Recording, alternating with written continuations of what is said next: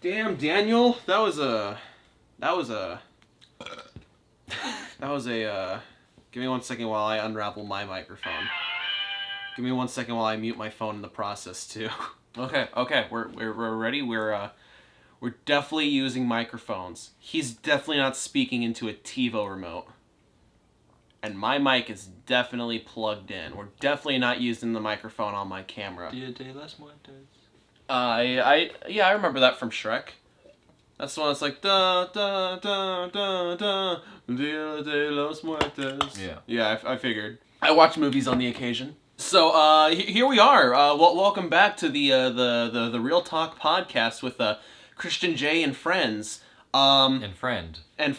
Yeah, we've got Cade and Kirby right here, the blonde variant at the moment. Who knows what he'll be next time that we see him.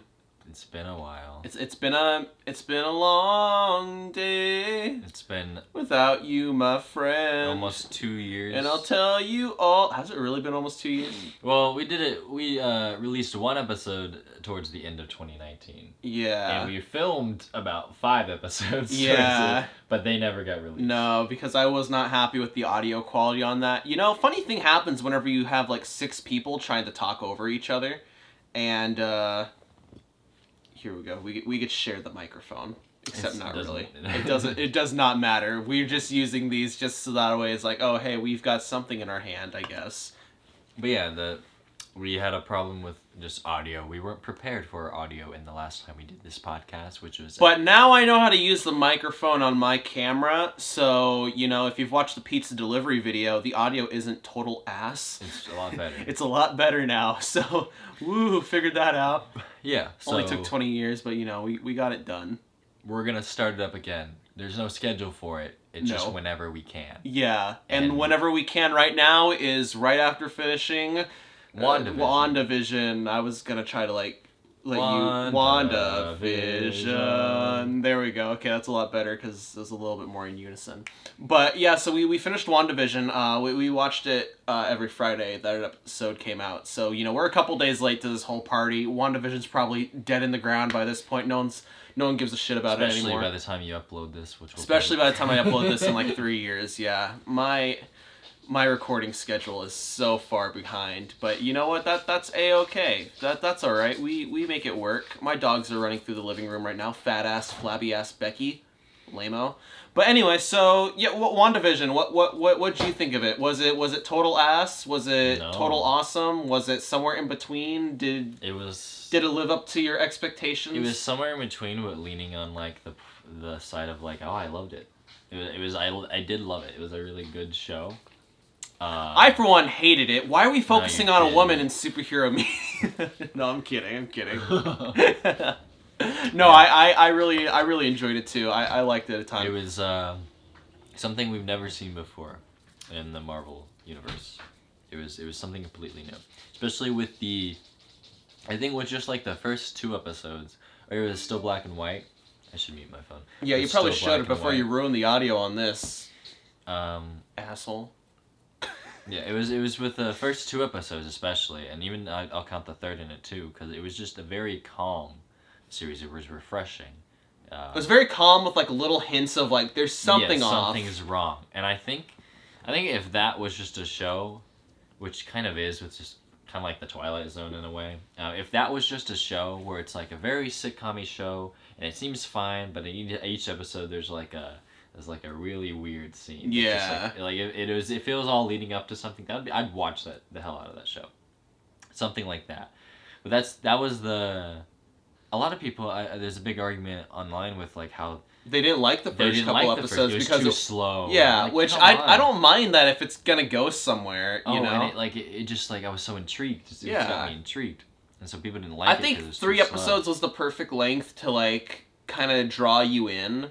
And before you like kind of start like flipping things on its head, it's like, oh, here's the revelations slowly coming to fruition. I think the first 3 episodes are incredible. I think they are really good. Something Marvel's never done before. Yeah. It was really refreshing to like actually see the aspects of Vision and Wanda's relationship, like alone in their home. Even if it's all Wanda's imagination, it's still real because it's kind of like how she remembered Vision, how he acted and whatnot. Right. So, therefore, like, the first 3 episodes were really good. And then, like, the small little bits where, like, she said no to the beekeeper. That right. rewinded. And whatever happened to poor beekeeper guy? Did he die? I think she just, like, void? wrote it out of existence. Like, wrote it out of the show. So he never actually... Or maybe she just, like, repurposed him to be, like, just another background character or something. Yeah. So, yeah. Because he still had free will when he came out of there. He was still doing his job. He was just in, like, still different... looking around. Yeah, he was just in kind different of confused, uniforms. Yeah. Oh, whoa, everything's the 60s. What the hell?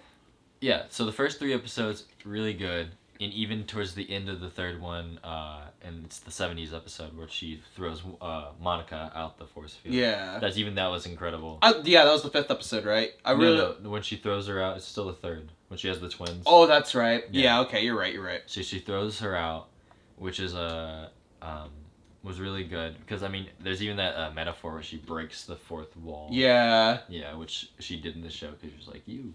Ultron. Which I was thinking, I think it's episode 7 that's titled Breaking the 4th Wall. I'm like, shouldn't that have been like episode 3. 4 or even 3 or something? Well, that one was called Now in Color, which I think was fine. Okay, yeah, I guess so.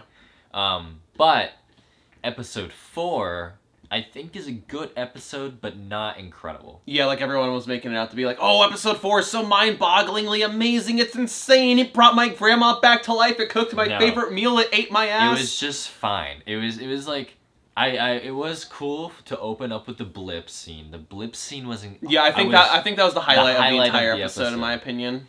The blip scene was very cool. And then us kind of getting a background, like her going to the facility and meeting Hayward, like I think that was fine. But when it got too much of it was when they started explaining every little thing. Like, all right, so this beekeeper guy went through the sewers and this here's them explaining how to channel the radio frequency to speak to Wanda from inside the television series and everything. Yeah, I agree. And here's every resident on the wall, and here's... Except Dottie, so obviously she was something, right? She was definitely Mephisto, wasn't she? Or someone important. Spoiler alert, no, Dottie meant absolutely nothing. I want to get to talking about, like, the fan theories part. Okay, yeah, you're right. Yeah, we should have a structure to this. You're right. There is... Okay, yeah, I'll get there.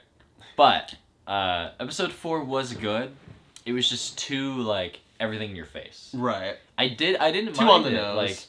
Like, I didn't mind it, but, like, even when I was watching it with Lexi was like, I miss the sitcom. I want to watch the sitcom right now. Like, we were watching the real life stuff happening outside the Hex, but, like, as we started watching it, and even in the future episodes, when they would cut back to, like, Jimmy Woo and all of them, I would start to get bored. Because it was, like, it was almost, like, not filler, but it was, like... It just slowed the plot down a ton, and, like, it was trying to introduce this evil agenda with Hayward that... went nowhere. It goes nowhere throughout the entire show. And the entire show, as the episodes are coming out, I'm thinking, like, okay, there's got to be something more to this guy. Like, a reason why he is involved. Yeah. A reason why all this sword crap is involved. And it just goes nowhere. It's just... Oh, there just has to be, like, another villain that's trying to manipulate Wanda or something. Or manipulate the story to get to Wanda. Because, you know, it can't be just Wanda just being her own villain, I guess. I thought, like, introducing Hayward was really good, and the way they did it up into the ending was fine. Like, it was, like, he wanted, and there is, like, remember when you talked to me about how which it's a Halloween episode, where Vision is trying to escape the Hex, and they're tracking Vision, and they're right. And then you debunked it, and you said, like, well, what was the reason for that if he's not real? And Hayward knew that because he lied to everyone and said that. He says that Wanda broke into the facility, took the body, when in actuality she just breaks the windows to go see Vision's corpse, and she says her goodbyes. So Hayward knows that this is not the real Vision. So why is he tracking him? Well, I don't know if it was really talked about or explained, but I think I just assumed that, like, maybe he was trying to get another Vision. Well, I think he might have been using Vision as bait. Like, if Vision's trying to escape the Hex, Wanda's going to come out and save him. Right. but instead she just extended the hex. Yeah. So maybe he was just using him Vision to lure her out. See, for a second, I thought what it was is like, okay, so he's tracking this Vision from inside the hex. So maybe he wants to get a hold of that and make, like, another weaponized Vision, like they did to real corpse Vision, as we find out at the end of the series. But that just wasn't really a thing. Apparently, like, White Vision's goal was to destroy Hex Vision.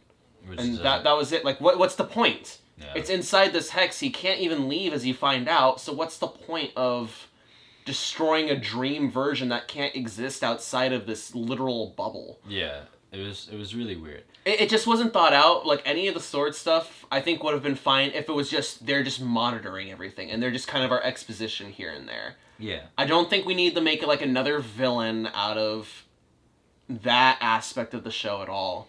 Because it does nothing with that. There's no... Because I doubt we'll ever see Hayward again. Oh, God, yeah. No way. There's no way they're ever going to bring him back. He was literally a throwaway villain. Yeah. I mean, now he's just going to jail. Enjoy prison, Darcy's dude. line. Her one line in the final episode. Okay, so I did see something, and I don't know who posted it or whatnot. But there was... You talking about the deleted scene? The whole deleted scene with Darcy, Monica... And the kids. Evan Peters and the kids. Yes, that's right. Evan Peters. We're all supposed to steal the book from the basement. Yes. Did you hear about that? Yeah. I think you might have saw that on Twitter because I responded to like a couple tweets talking about that. Maybe. Because what I was saying was people were like, oh, there's this deleted scene that the creators of the show have been talking about. It was due to the pandemic, actually. That it was cut? That's why it was cut, and the whole ending was kind of rewrote in a way. Okay, to be simpler? Yeah. Interesting. So and I think that's why Darcy only has one line in the finale, and Evan Peters disappears after 10 minutes. It's probably the one line that she recorded for the episode that would still make sense in context of that. And I think that would have been a better, because like it would have given everyone something to do. Yeah. Because it would have made the finale longer. I was really disappointed that it was only like 40 minutes, like every other episode. Yeah, exactly. Like 50 minutes, but with the 8 minutes of credits and 2 minutes of recap. So if that's why Evan Peters, I think, after his scene where he gets ripped the necklace off, he's not in it anymore, because I think there was gonna be a whole thing where they all get together and they help out. But then I did hear that the kids would be in it, but then for some reason the kids are also fighting Hayward, so maybe off screen at that too. Like they're like literally all that we see of them is they're just kind of standing around. I did like a Speed scene because he when he like takes the hat and he's wearing it. That reminded me just of like Fox Quicksilver. Yeah, a lot of people have been making that comparison where he's wearing like the security guard's hat and glasses and everything at the end of the Time in a Bottle sequence. Yeah, I definitely got that same kind of vibe watching the episode too. Well, I also want to talk about Evan Peters. That's a whole nother topic. You mean Boner? Boner? No. So, and then after episode 4, it went back to the sitcom, and it went like back and forth in between. We'll have like sitcom and then real life stuff and back and forth. And I feel like the only like the sword stuff was just kind of put in there for people who are just slow. They're not just grasping the plot. They're not just grasping it. Which I feel like was pretty straightforward plot and everything.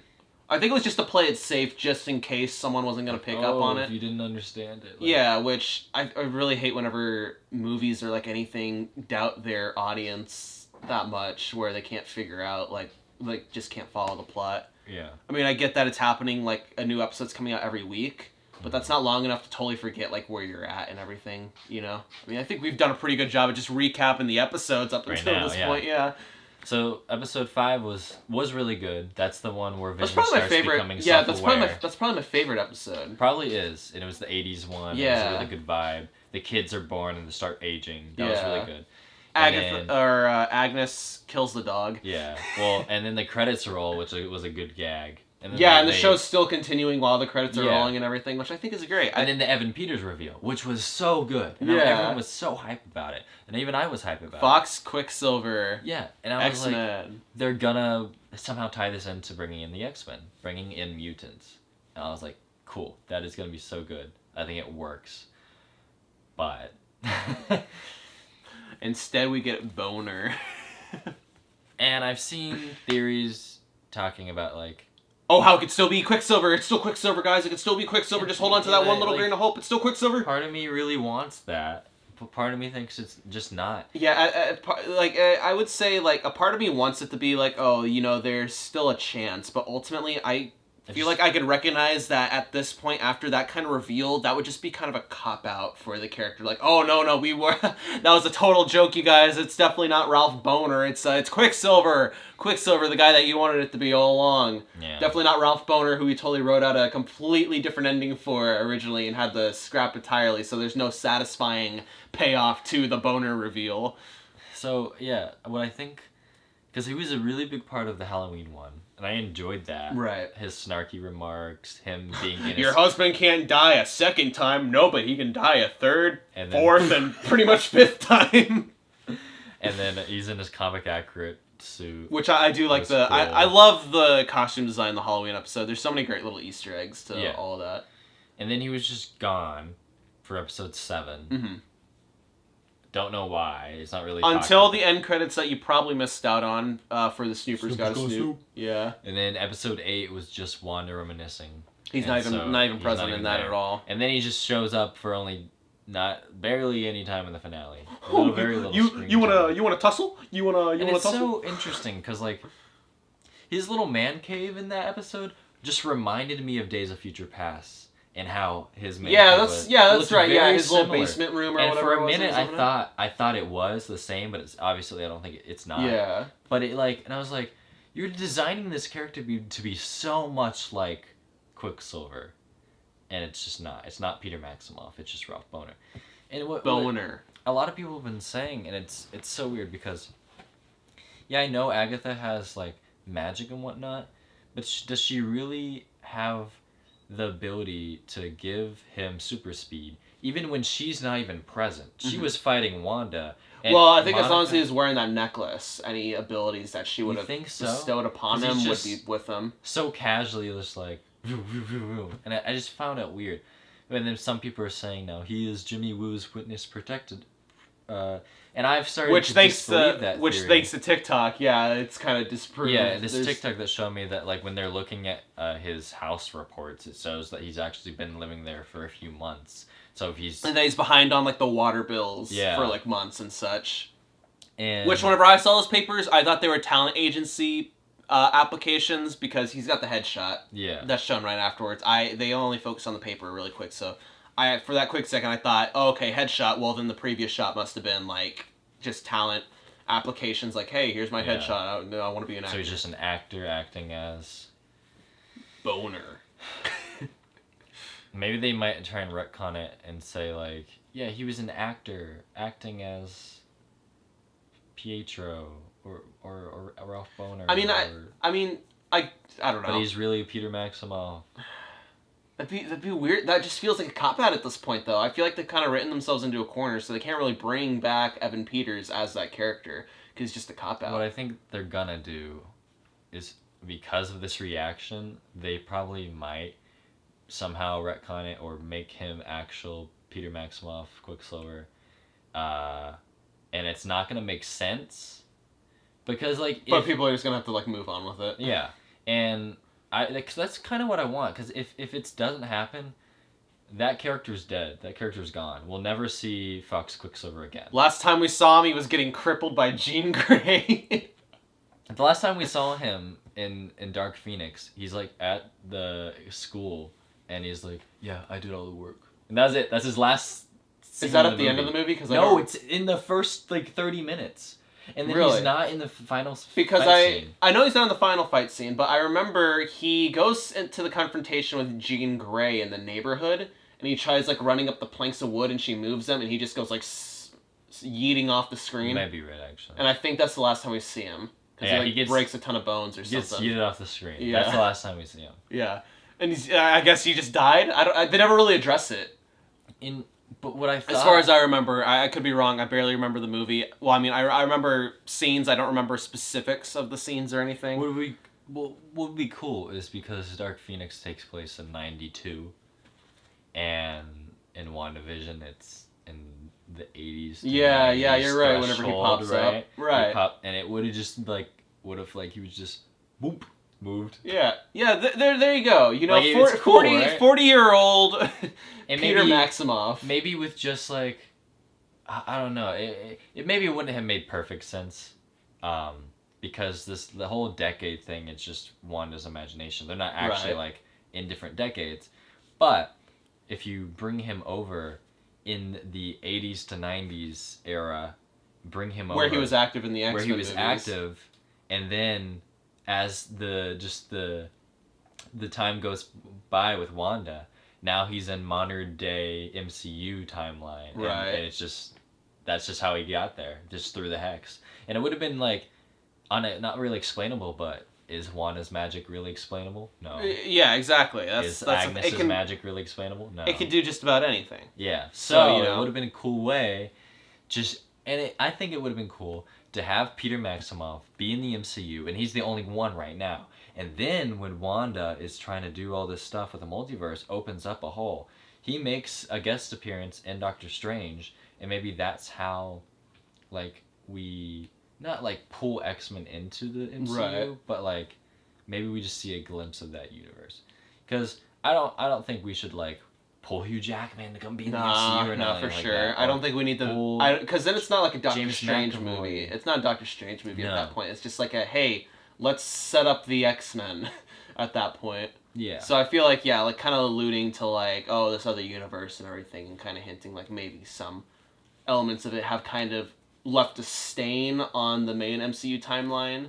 Yeah. You know what I mean? Like maybe like some influence of mutants have been rewritten into that history to where it's just always been there, been a part of that universe and everything. I just think that with Fox's Quicksilver and the way the MCU did Quicksilver, they wrote him off in his first movie. Yeah. They can never bring him back. I hate that they did that. Yeah, they can never. He's the one thing that'll stay dead. Pietro Maximoff and Uncle Ben. Those bastards got no other chance at life ever. So. Which is such a waste of Aaron Taylor Johnson. Damn it, he's such a good actor. I love him. Freaking kick-ass. You haven't seen him in Godzilla. I think he's pretty okay in Godzilla. I mean, not like he's like a super duper like emotional character in Godzilla, but it's more Aaron Taylor Johnson, which I'm down with. So they cut him off in this first movie, and Fox has written. Didn't see that coming. Such a good Quicksilver character, and now Disney owns that. So what they should have done is like maybe through the multiverse pulled Peter Maximoff into this MCU universe. Yeah, like pull the things that worked from the Fox universe. And then just keep him for a little bit. You don't have to like give him his own movie or anything. Right. But like you have the rights to him now. So like it's such a good character, people will love it. Boom. Right. And you can do some stuff with like, cause also as we've also seen in the in the Fox universes, Peter Maximoff never told Magneto that he was his father. He never got the chance. Yeah, there's like 2 different occasions where he's like, I think I'll tell you. 1, he was way too nervous, and 2, he was just like settling like, I think I'll just keep it on the lay low for now. Right. Because I mean, it is a big thing to like tie. It's a whole So I understood why. So, it'd be so interesting if he was brought into this universe. And because like we do see the Wanda has a family and whatnot, but we don't know if they were gonna bring the X-Men in, are they gonna make a new Magneto in a way? So it'd be interesting to have like Evan Peters, Elizabeth Olsen, and a new Magneto, and they're technically family but not. Solid. I've seen that some casting reports and everything have mentioned that that Disney and Marvel have been eyeing Giancarlo Esposito to play Magneto, which are you familiar with Gus from Breaking Bad? Dude who gets like half his face blown off?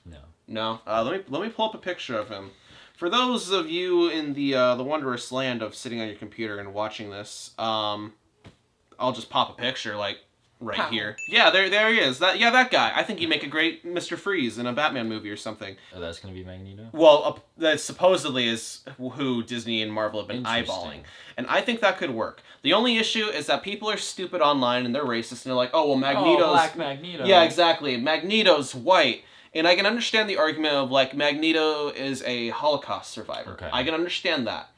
But if he were from the Holocaust, he'd be well nearly 100 years old. I don't think Magneto would really be a threat at 100 years old. And there's the whole thing where you could be like, oh, well, mutants maybe age differently than everyone. But then that makes Wolverine less of a unique mutant, because Wolverine's really the only one that ages. I think, well, I did show you that one video that guy made a theory on. There was that TikTok video that you showed that like Hydra is like kept them since like the 60s. Which I don't think that would be a cool way to bring him and him not be like 100 years old. I think I've got a better solution to that though. So, you know, you've got Giancarlo Esposito playing Magneto, and black people weren't in the Holocaust apparently, according to people on Twitter, which I think is stupid. If you weren't white and blonde hair, blue eyes, you know, you're pretty much thrown in there. But I'm thinking, you know, okay, so maybe there's been dozens of genocides throughout human history, unfortunately. Mm-hmm. So maybe we don't have to focus specifically on the Holocaust specifically for him to come out of. I think it'd be really interesting if you kind of take the basis of that character. He comes from a genocide. He's a survivor of that. And base it around the Jesus, it's blanking on me. Freaking Lord. What was it? I literally had it in my head right before I started talking about this. The Rwandan Genocide. Have you ever heard about that? No. And that's a very big reason of why I bring this up. So the Rwandan Genocide happened back in the 90s, and it was essentially in the country of Rwanda. There was like a whole like civil war between like the government and the people that was happening, and so there was people just getting round up. If you're part of like different tribes and whatnot. And I hope I'm explaining this right. I might be a little rusty because the last time I read about this was back in like my freshman year of high school. Exactly. And it's something that's not brought up a lot. And I think that's super duper interesting, which again, if I'm getting these details wrong, then doo-doo on me, because then shit, I'm just contributing to, you know, not being factual about it. But it wasn't super duper talked about because it's something that's happening in a third world country over in Africa, you know. So who cares about that is essentially the mindset that went about it in TV broadcasting in the 90s. No one really talked about that. So it was terrible. It was terrible. God awful stuff that was happening and everything, like just miserable stuff happening over there on all sides of that. And so I feel like it'd be really interesting that if you want to keep the Holocaust, or I'm sorry, the genocide survivor aspect of Magneto, you can adapt it to that, because again, that happened back in the 90s. Mm-hmm. So bringing that to modern day, Magneto would be like what? He was like 10, 12 whenever he survived all that and everything. So now he's like 40. Yeah, like 40 or so, you know? That's not old at all. No, and I feel like that'd be like the perfect prime age for Magneto to be like at the height of his ideologies, of his like, no, I am definitively like going about this because of these reasons and everything like that. And I feel like that's something that they could adapt. For one, it'd also bring more people to be aware of this genocide in the first place. You'd get more people reading up about it and everything like that. Mm-hmm. Which if you're listening about this and you're curious about that, then please look more up into that, because it astounds me that like not a whole lot of people know about this. Yeah. We like mentioned it in like one line of a history book in geography class back in high school. I've come to not even care for history books anymore because of like it's all whitewashed. They downplayed everything. Yeah. If it's not America kicking ass, then it's essentially absent from the books. Yeah. But that's kind of detracting from the point. But I feel like that's the perfect way to adapt Magneto into the MCU for a modern timeline. You know, and I feel like it does a little bit of good of kind of bringing that situation to light, you know? True. Because, I also saw things like, I wouldn't even mind having James McAvoy and Michael Fassbender playing the same characters, and, like, it's just different version of the characters. Yeah. They do a great job. So if you want to have James McAvoy play Professor X in the MCU, sure. Like, I think that's fine. You don't have to have any of his other character backstory be a part of it. So you don't have to like go into contrived details of like, where's Magneto been all this time? You know, he's been frozen and whatnot and everything. You can just introduce him to something new. I think the only argument people would have is if they're gonna also tie it into that it's actually like Wanda and Pietro's father is just how is Wanda and Pietro not black and whatnot, you know. But then again, they could just leave it as like, oh, it's just the hello cat. They could just leave it as, oh, the people that she remembers in the in WandaVision, that's just their actual parents, you know. Mm-hmm. Because I don't think you really necessarily need to super duper make them the children of Magneto. Yeah. I don't know. I don't think that's something that's super duper necessary to the characters or to Wanda where she is right now. Oh yeah. So I mean, I feel like they could be fine just being separated, not like relatives or anything like that. I think it'd work for the universe of like how things are set up at the moment. Yeah. But yeah. So back to the WandaVision finale. Well, yeah, let's talk about the finale more. So, because I mean, I think the show, like I said, first 3 episodes, great. Episode 4, it's fine. It's enjoyable. Still good. Episode 5 really love it. That's my favorite. 5 and 6, really good. 6 was the Halloween one. Oh, that's right. Yeah. 6 is great too. Episode 7.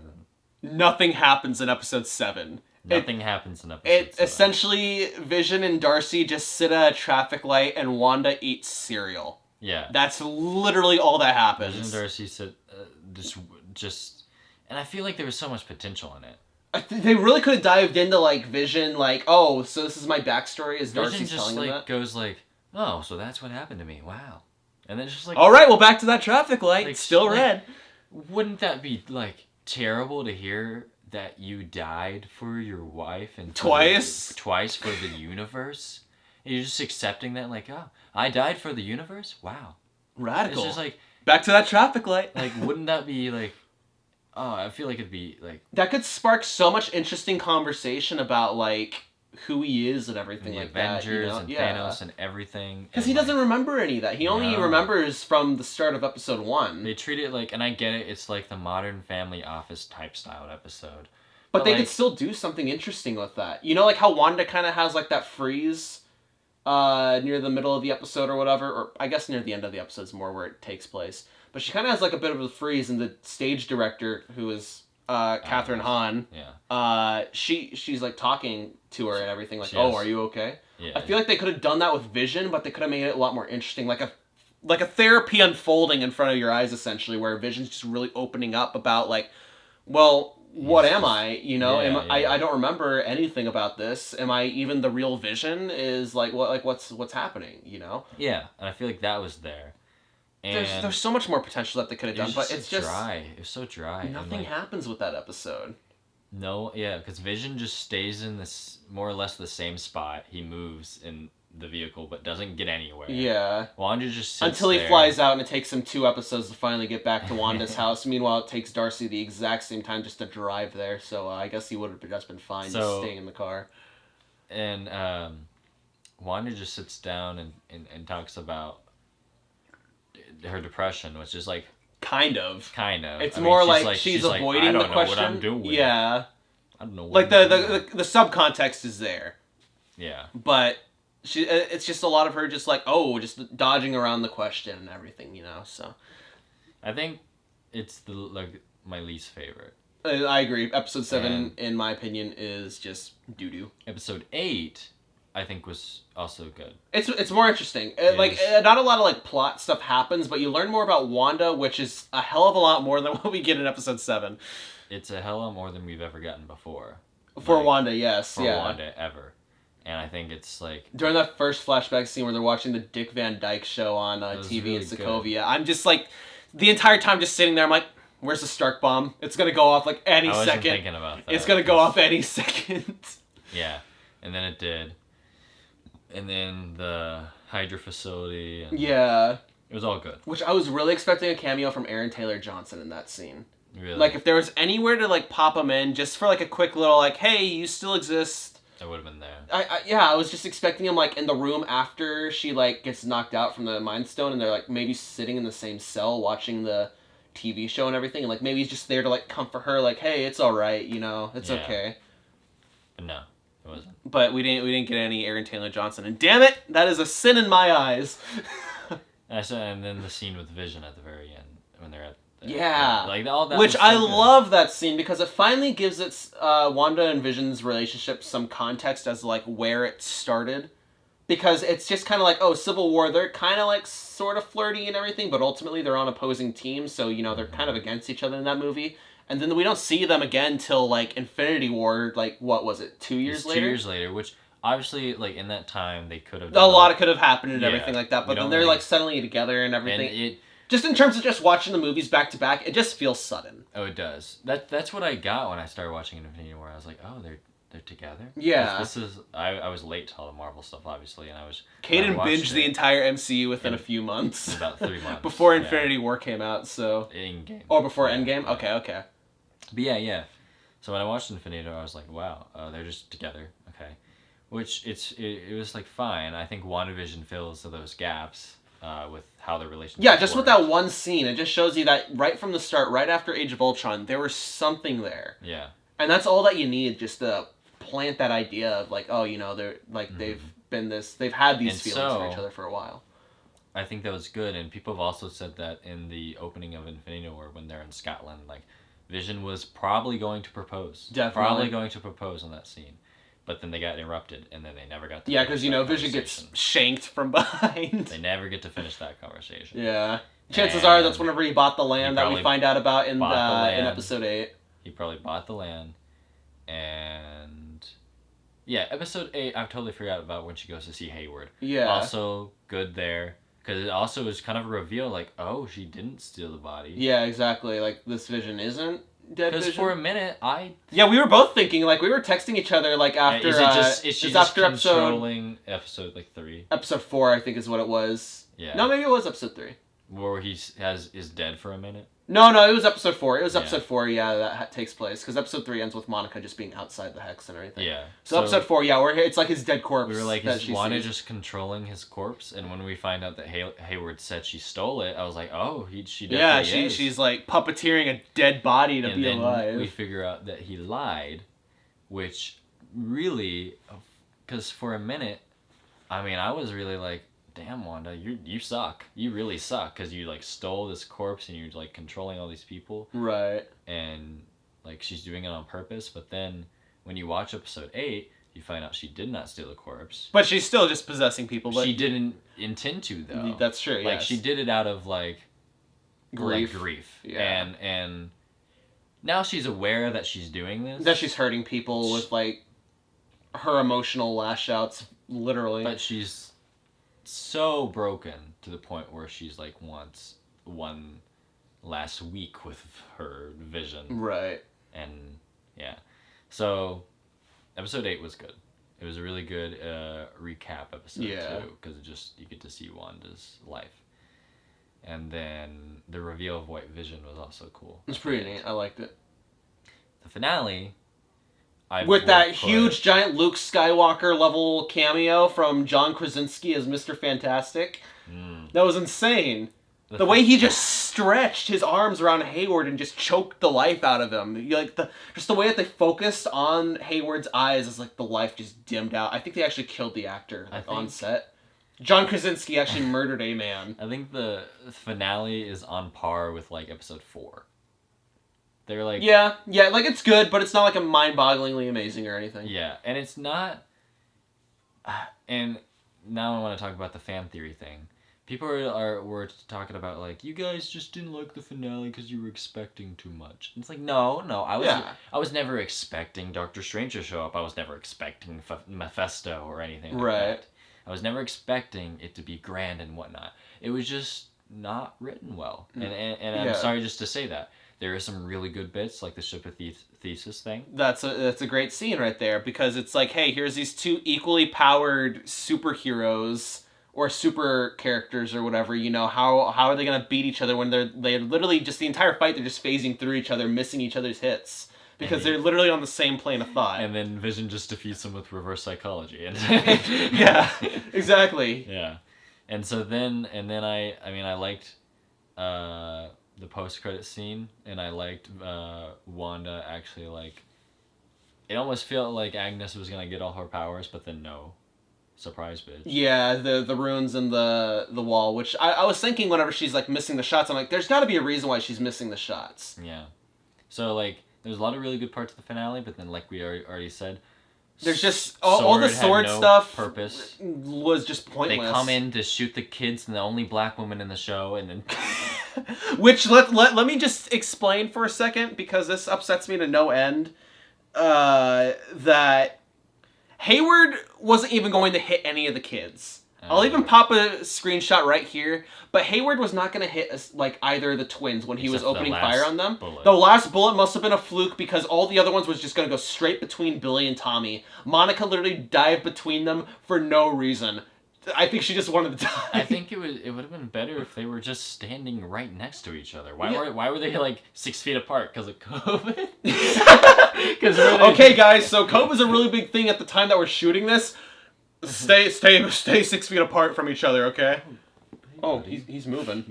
He's moving. But no, maybe. Oh, I don't want to say that, because I mean they did have characters standing right next to each other. But like, yeah.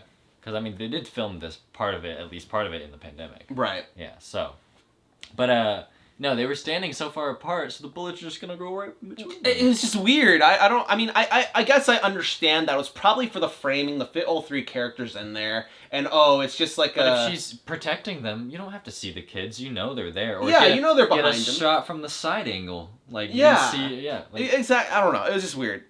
It was weird. That shot just kind of ruined that scene for me, because it's just like, man, Hayward's a bigger dumbass than I thought he was. And it's just. Hayward said, "Fuck them kids." Anyway, so I started blasting. And so they did nothing when they went in. Yeah. They did absolutely nothing. Because, like, what are they gonna do? One is a witch. A Nexus level being. Yeah. So, basically, that's what I didn't like about it. Sword had no purpose. It just kind of wrapped up. See, whenever you were talking about the original ending that they cut because of the pandemic, I was thinking that was an idea that was cut because of, that was cut, like, back during the writing phase of it. Like, here's an idea that we want to do, but then they kind of just wrote it out, because in my head that made sense before you talked about that, which makes more sense to me now. But, so what I was originally thinking was, like, oh, okay, well, they obviously just cut it out because, you know, what purpose does the Darkhold have in the final episode? Agatha's not getting her powers from that in any way. It's literally just an exposition book that foresees Wanda's true potential as the Scarlet Witch. Mm-hmm. In the final episode is all that is. So I was just thinking, okay, well, there's probably no reason for them to steal it, so they probably just cut it. The bunny was actually supposed to be demonic. Something, yeah. And they were going to go into the basement, and they were going to look for the book, and then the bunny was actually going to be demonic. Yeah, like going to be like the gatekeeper, sort of. Yeah, something. That was supposed to happen. Which I think Mephisto! It was going to be Mephisto, or Nightmare, or Sir Nicholas Scratch. I don't blame a lot of the fan theorists, because with what they were setting up... It makes sense. It makes sense. To expect that. There was a lot of evidence from Mephisto. Yeah. The bug on the wall and stuff like that. Right. You know? But, some people are saying that you guys hyped it up too much, and that's why it's disappointing. I think the only thing that was overly hyped up was Paul Bettany's troll joke of wanting to work with this actor all his life. I wasn't even mad. I wasn't mad at that either. I thought that was funny. Funny. I thought that was just a funny joke. I think what was overly hyped up was purely just Evan Peters. Mm-hmm. And, yeah, I have every right to be disappointed. You give me Evan Peters as Quicksilver, I expect Evan Peters as Quicksilver, not a boner joke. Because it's a waste of Evan Peters. It is an absolute waste of Evan Peters. You could have casted anyone else. Yeah. And it would have been the same thing. Right. You got your fans hyped up purely just for fan service. And now it led to nothing. Yeah. Fan service is fine when it leads to actually something that's going to work in the future. It leads to the take notes, Star Wars Rise of Skywalker, where every second of that movie is just fan service trying to be like, remember Last Jedi? We hate that movie too, apparently, because you all hate that movie. Fan service. How do we end this movie? Let's just do an Iron Man, except we'll just change the line to I am all the Jedi. I kid you not, that's how Rise of Skywalker ends. That's how the entire Star Wars franchise comes to an end. Never seen any of them. I think Star Wars is fine. Yeah. I don't think it's great. It's okay. I think there's more bad movies than there are great movies. So I don't know. Yeah, okay. With the whole Evan Peters thing, I think everyone has a right to be disappointed that it's not him. And I don't think it's going to be him, and if they try to make it him, I'll be for it. I don't think they're going to do it. I don't think they're going to do it well, but I will be for it just to see him in future movies. Right. Because I think there's potential there. You could do something there. For sure. But yeah, that was the biggest thing that was a letdown, and the rest of it was just bad writing, and I'm sorry. Yeah. It was just too rushed. That's my issue with a lot of TV finales, is that I always feel like everything is trying to wrap up a little too quickly. Like, I feel like they don't have enough time to properly tell the story that they're wanting to tell. For example, Avatar: The Last Airbender. I love the hell out of that show. But I almost hate the final episode because it's just like, oh, here's all this action, and like the last 5 minutes is like, okay, we gotta establish like the epilogue where everything's all peaceful and everything, and Aang and everyone is like, gets their happy ending. Epilogues are really hard to do. It just feels like there's not enough time for it. Because you want your finale to be the big fight scene, right? Exactly. Which honestly, for this episode, I didn't need. Didn't care for it. I didn't care for any of the action. It's just Agatha floating, being like, Wanda! And then Wanda floating like, no, you're bad. And then Agatha's floating like, I have an old lady hand. Wanda! Like the entire time, it's just like, let me cut the meat puppet strings. Wanda! It's just, it's not really much of a fight till like the last like 2 minutes of their encounter. Yeah. But yeah, like I said, for TV shows, you want your big finale to be the big fight scene, right? And it's really hard. Yeah, like How I Met Your Mother did a great job with that. No. You want your finale to be the big fight scene in an action type show. But when you do that, is you have the big fight scene, and then it doesn't just end it doesn't end when you defeat the villain. There's always an epilogue. You always want to see how the characters go. It's got to round off, right, to make the ending. And so that's what I think is the worst part, is because like you want the finale to be the big fight scene and the epilogue. And I feel like you're putting too much in one thing. For sure. Now, it does also...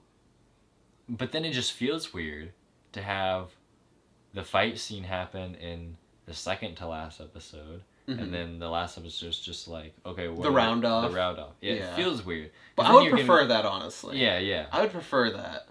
You know, like, here's all this high-octane energy and whatnot, and then, like, the final episode's, like, kind of like the palate cleanser, like, okay, back to, like, just slowing it down. I don't know. I think I'd prefer that. Because I was thinking, like, you know, just ditch episode 7 because Lord knows we don't need it. We don't need it. And then just make episode 7 what episode 8 was, and then make episode 8 your big fight sequence if you really want that, with the lasers shooting off in the sky like every early superhero movie did. I would have liked to see fucking... I would have liked to see fucking... No, I would have liked to see Evan Peters in the fight scene. I feel like that would have been cool as well. Yeah, like, even just, like, as a normal dude, like, maybe he, like, taps a shoulder, or a soldier... Maybe he just taps a soldier on the shoulder, that's what I'm trying to say, and just punches a guy out. Just one dude. Well, I think you still would have had the super speed. But... Maybe. What would have been cooler, I think, is if... Instead of, like... Because, okay, here's what happened. You have WandaVision and the kids. You have Monica... Title of the show? You have Monica Rambeau just, for some reason, somewhere else at the time. She's doing nothing. She does nothing. Except for get shot at. She's with Evan Peters. You have Monica and Evan Peters just in their room, just waiting for their death to come. Yeah. So you have them just there. What you could have done to make it better is, sure, you still have Vision go after White Vision. That's fine. But have Wanda, Monica, Evan Peters, and the kids all fighting Sword at the same time. Yeah. That gives a Sword more of a power place in the finale. Right, rather than literally just standing there in the background doing nothing because there's a faint blue glow around their head that I only caught the second time I watched the episode. Because I was literally, like, the first time I watched it, I'm like, why the hell are none of the soldiers shooting anyone? Monica's controlling them? No, Wiccan. Billy's controlling him. He's controlling Yeah, he's keeping them all frozen. Because, like, he freezes them at first, and then Tommy takes the guns. Every single one of them? Every single one of them. The kid who was born 3 days ago already knows how to do that? Yes. So that's what also is kind of weird. How do they, like... They need to develop their powers more. Right. Like, I also would have liked to see, like, Tommy trip once or twice. Yeah, right, exactly. I mean, hell, the Flash trips more in Justice League. in Justice League. So, you have a big team against Sword. Gives Sword more of a place in the finale, and gives Monica and Evan Peters' character and the kids more of a place in the finale. And then once they just literally standing in one scene. Once they kind of have Sword under control, then Agnes is over here like, Wanda! Then you have a second big fight in the air, and at the same time keep cutting back to Vision. Yeah. And it just would have given more people a part in it. Yeah, I feel like they definitely could have done a better job with bringing the episode to life. And then just have Darcy say the same thing, because I don't really care for her character anyway. I think she deserved more than one line for how much she was in the show. I just don't know if I like her character at all. I don't really think she contributes anything. Oh, I totally get I totally get that. I feel like her character will literally say a line and then the show just pauses just because it's like, oh, here's where the laugh track would be, or here's where the audience is supposed to laugh. Like, seriously, like, go back and watch episode 4. Like, after everything she says, that like everyone just stops what they're saying. Yeah, everyone stops what they're doing because it's like, oh, this is where the audience should be laughing. Yeah. It's just kind of weird. Yeah, it's hard. It's really hard to bash female characters without like sounding like an ass. But I just don't know if Marvel knows how to write good female characters, because they haven't done a good job. Wanda is really good.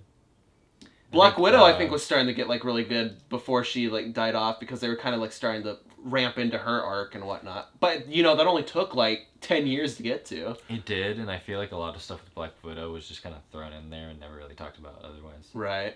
Like, oh, Bruce Banner, I can't have kids. I'm a monster. That makes me a monster. I hate that. I hate that scene. Like, I know what it's going for, but it's the delivery is just awful. It's terrible. I'm a monster. No, yeah, just because I watched you can't. Savage Ultron. Oh the other day, man, so I know what it is. Awful. My battery might die, so I might have to replace the battery here in 1 second. So if it cuts out while we're discussing, we've been recording for almost an hour. So an hour. Maybe we just keep this one with only just WandaVision. Yeah. Because we were thinking we were gonna discuss WandaVision, Tom and Jerry. We could save that. Maybe we just make one about like bad movies. Yeah. You know what? That's not a good idea. But yeah. So I guess we'll round out with WandaVision here in the hour. Wanda's a great character. I think they're gonna do a really good job with Monica. Mm-hmm. I think they're. I mean, I liked her in this. She's a lot more of an interesting character than Carol Danvers is. She was interesting. I don't think she was super strong in this, but I can see her becoming more evolving, essentially. Yeah. And then what other female characters in the MCU? I mean, you have these Agent 13. What? The Steve Rogers niece that he smooches in Civil War. Oh, Sharon Carter. Sharon Carter, that's her name. Yeah. Like you have these other side female characters like Mariah Hill, Sharon Carter. Maria Hill, you Sorry. dingus. Kobe Smulders. Yeah. You have Valkyrie. You have like it's just like they're not the prominent star of their particular franchise. So I don't know where I was going with this. Which I think Captain Marvel 2 is going to have 3 Captain Marvels, essentially. You're going to have Captain Marvel, Miss Marvel, Monica Rambeau, and Miss Marvel, yeah. Because Miss Marvel is supposed to come out at the end of this year, I think. No, it's coming out towards the middle, actually. Towards the middle of this year? August, I think. Really? Yeah. They shot that thing fast then, because I remember only a few months ago they announced the casting for Miss Marvel. Winter Soldier, Loki. Then I think it's Miss Marvel, I think, yeah. Then Hawkeye. Yeah. That's the shows we're getting this year. Live action ones, though, right? Because What If is somewhere in here. Sorry, yeah. What If is in between. Yeah. So, What If is in the summer. Okay. I was going to say, I think there's something like closer to summer. Yeah. So, yeah. We're getting Miss Marvel. That's crazy. Oh, that sounds like they shot it so fast. Which scares me. Oh, yeah, me too. I just don't think... Because I like Miss Marvel. I like Kamala Khan as a character. I think she's great. So I hope that they translate that well. I hope they didn't like just rush through production and just to like get another show out. I'd rather because she's a character of color, and I know people are already like shitting on her because of that as a character. Oh, Iraqi superhero. That's dumb. Because people are just stupid, and I like the character a lot. I think she's great. She's essentially her character is like a fanboy, someone who grew up like watching the Avengers, and now suddenly they are an Avenger. You know, that'd be like you or me, like suddenly being plopped in with superpowers. Like that's kind of the character that she is. It's kind of cool. It's an interesting take on someone in that universe. So I'm excited to see what they do with it. I hope they do well. I'm worried that since I will admit we've reached the peak of the MCU. We've already reached the peak. I think with Endgame, you mean? With Endgame, right? We've reached the peak. I'm curious for the future. I'm really excited to see what happens in the future, and I'm willing to keep watching. I'm just scared that no one else will, and that everything from. I think if anything, WandaVision proves that people are just still going to be like on that train even after that particular story wrapped up. But I think you know why. is because these are characters we already know. Falcon's Winter Soldier characters we already know. Loki's characters we already know. Miss Marvel is going to be something completely new. Yeah. Shang-Chi, do I hear anyone excited for that movie? I'm excited, but do I hear anyone like really talking about it? Yeah, like, No. oh my god, Shang-Chi's my favorite character of all time. Yeah. I can't wait The to see what they Eternals, do. You know, and I don't think they're going to be bad movies. I just think no one's going to care enough. But then again, no one knew who the Guardians of the Galaxy were before they were filmed. I agree. And now they're like the most popular franchise. I agree. So there's a chance that they could like just really hit it off, which I feel like might be the case. I just think that I feel like if you go with a more obscure character, it gives you more of a chance to take more risks with it, because no one's super duper familiar with it. You don't have a vocal majority who are going to be familiar, you know? Like Star-Lord's a radically different character in the comics. Yeah. He becomes Star-Lord because like some dude in some space police program gets a promotion over him. He kills the guy, and then like his space police squadron is like, oh, you killed him, you're guilty, we're gonna incinerate you all by firing our lasers at you at the same time. And right before the lasers hit him, some space god snaps him from that space. So they think that they incinerated him, but in reality he's like just in a new location. The space god's like, yo, you have all the fantastic qualities of a man we need to deem Star-Lord, even though you just killed a dude out of pure spite. But you've got all these amazing qualities, I guess, because writer says so, so you're a Star-Lord now. Star-Lord is not so great. No, at least like before his reboot, before they rewrote the character to be more in line with what it is in the films. Yeah, no, he was a complete scumbag. Okay. At least that's how he was written, but of course the comics like, no, you're a great valiant man who did the right thing, took destiny into his own hands or something. What I think is just I'm worried that every new series or movie that isn't with like a pre-establishing characters is already going to be shit on before it even comes out. Example A, I can see that. Captain Marvel. I can see that. Now, I don't think Captain Marvel is a good movie, but Captain Marvel, before it even came out, it was being shit on. Yeah, and maybe because woman superhero, women can't have powers. It was more towards like Burger King said, they belong in the kitchen. Oh my god. But yeah, it was more towards the woman thing, but also people were not expecting something good. And it wasn't. But I just think they're like, oh, Miss Marvel's not gonna Well, if you don't think that Captain Marvel's good, then you're sexist. Yeah, all right. What are you doing on my channel? It's just bad writing. It just felt rushed. Like, let's just get a female superhero movie out because DC has Wonder Woman. People are gonna shit on Miss Marvel. Maybe saying shit is like too much, but they're gonna not wanna be. They're not gonna be excited for the Eternals. They're not gonna be excited for anything else, unless it's already like, oh yeah, everyone right now. Maybe it's just because WandaVision is just coming out, but people are only talking about how Doctor Strange 2 is coming out. Yes, that's like in a year from now. Right, which is insane. I think Thor: Love and Thunder comes out first. Really? No one's talking about Thor right now. Then again, there hasn't been enough set pictures. There's been set pictures. Yeah. I don't know if they've probably definitely started filming Doctor Strange 2. Oh, no, they've been filming that since November, I think. Oh, okay. I think they started filming that back in November. Yeah, I think Doctor Strange 2 comes out in May. I could be wrong. But Thor: Love and Thunder is going to come out. Does it come out in May? This May?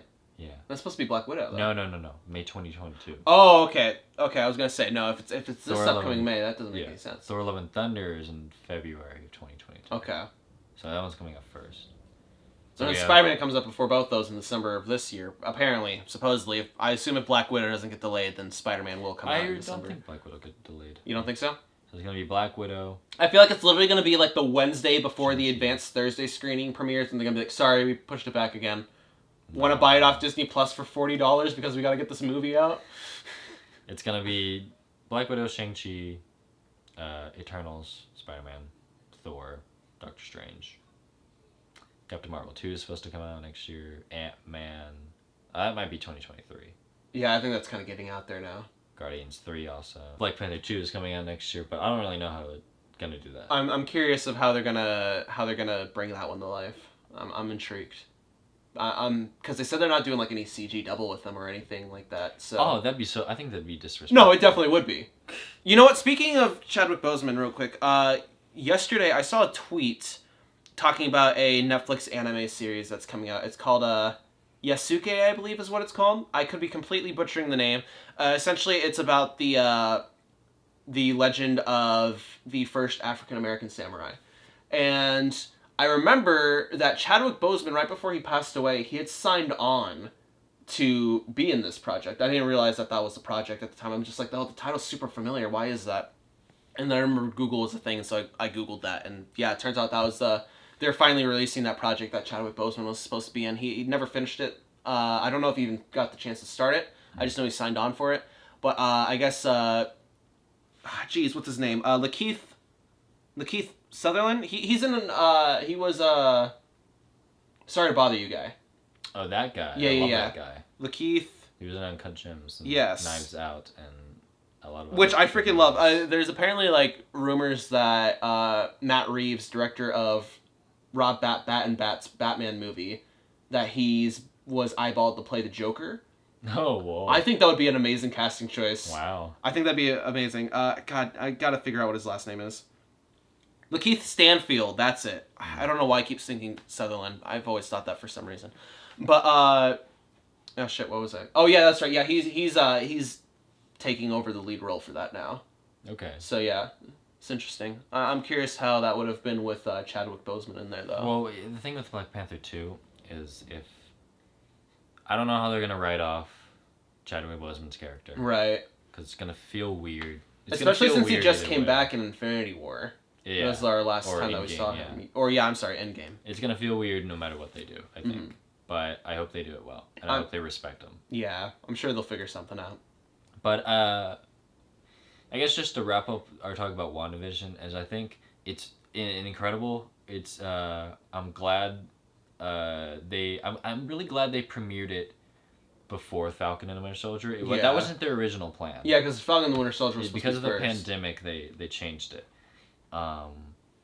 It's really good. It's something Marvel's never done, and I think it also, I think it really does justice for previous Marvel films. Now, after watching WandaVision, people who started to love Darcy's character can go back and watch the first 2 Thor movies and find something to like about them, because there are weak movies, especially The Dark World. Yeah, that one's just so if you love Darcy's character, you can go watch those. This really gives Age if of you like Ultron- Jimmy Woo, you can go back and watch yeah. Ant-Man and the Wasp, my least favorite Marvel film. It really it gives a little more power to the Ant-Man movies, because now we have come to love Jimmy Woo's character. Yeah, you can appreciate him popping up more in that film. It makes Age of Ultron way more rewatchable because it's the birth of these 2 characters that now we love. And it gives Captain Marvel, which is a weak movie, a little more of some oomph because of Monica's Rambo as a child. So with these characters that are in it, Jimmy Woo, Darcy, Monica, and Wanda and Vision, it gives previous weak parts of Marvel a little more rewatch value because of WandaVision. Right. Because first 2 Thor movies, Age of Ultron, Ant-Man and the Wasp, and Captain Marvel are really weak movies. All of those are really weak.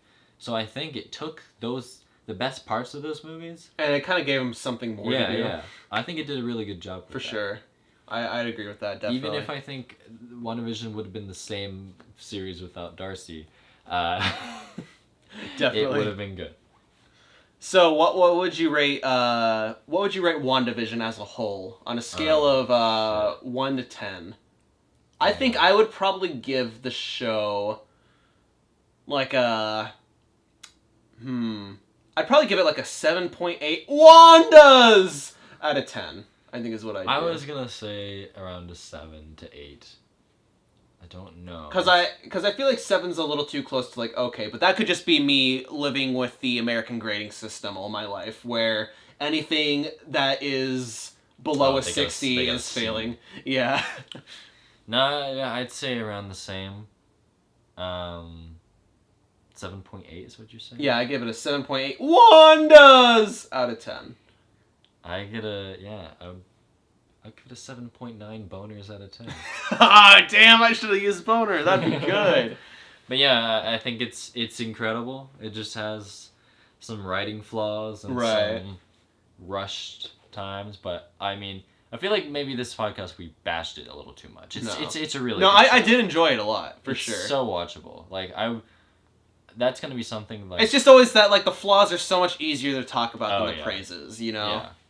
But it was really no, I really did enjoy I it. I loved her new suit at the end. The suit looks amazing. So I love it. I remember, I think she was talking about for Age of Ultron, they wanted to give her something reminiscent of the classic costume from the comics. And she was like, no, I don't want to wear that because it's just uncomfortable and like really revealing. Yeah. So I like that they're able to get her in a costume that's reminiscent of that without making her like uncomfortable or anything. Because I feel like even if they did adapt that, it'd just be weird. It would make no sense because like why is a superhero flying around where like their ass is hanging out and they're gonna get like take hits and everything? Yeah, her biggest flaw with her original suit in Age of Ultron and Civil War, I mean with every movie, her suit is just how much cleavage she was showing, and she didn't like that. Yeah. And so I'm really glad they gave her a suit that, I mean, her whole chest is covered. That's perfect for her. Like exactly.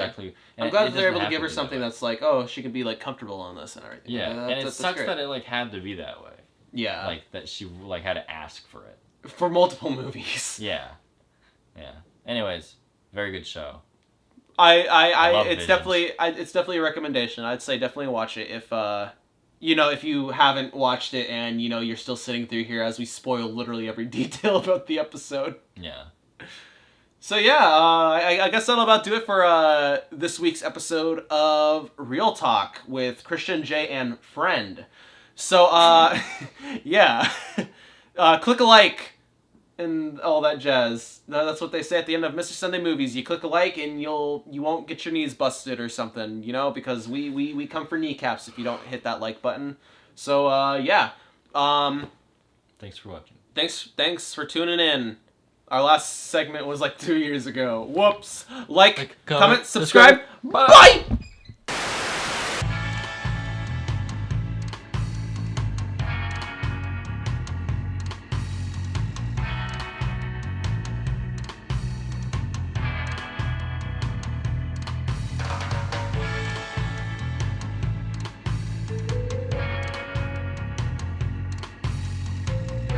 Super special thank you to our Patreon producers, Alyssa Ward, Charlotte Howard Check, Diego Aguilar, Rehird Shan, and Rmile. Click on the card to check out the other episodes of our Real Talk podcast. Be sure to follow us on Instagram, Twitter, and Twitch. And consider supporting us on Patreon if you'd like to see videos early, take part in our exclusive Discord, and get tons of other cool rewards. You can also buy merchandise from us on Teespring. Everything is linked in the description down below.